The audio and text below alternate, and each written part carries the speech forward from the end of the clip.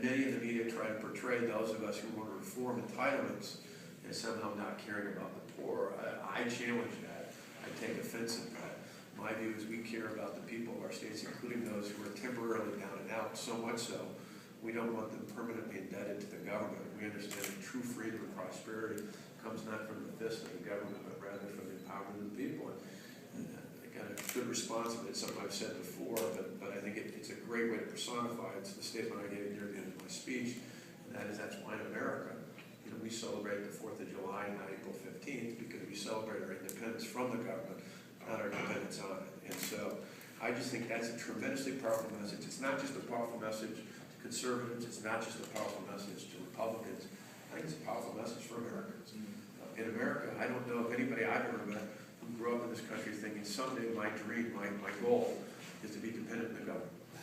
To add to that, I don't know of any people I know over the years who immigrated to this country, whether it's been in the recent years or generations ago, who came to America saying, you know what, I want to leave the country I come from, leave the land where I was born in, and come to a country where I can be dependent on the government.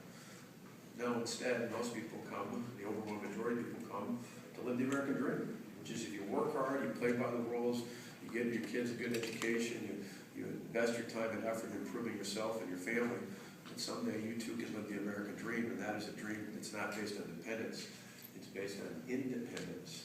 And that's what draws people to America. That's what makes us exceptional. And I think as conservatives, not only should we not apologize for that, I just think we've got to get better at explaining how that message is relevant.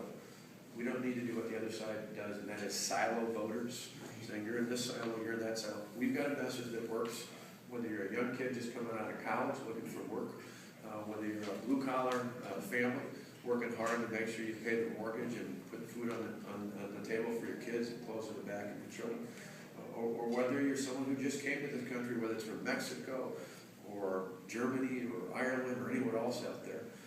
We've got a message that resonates. We've just got to be more optimistic and relevant in how we convey it, and then show we've got the courage to act on it. So with that, maybe if you'd like, if you want pictures, like you said, talk about that, I can do that real quick, and then I'll take questions as long as you got me. We have about 4 minutes.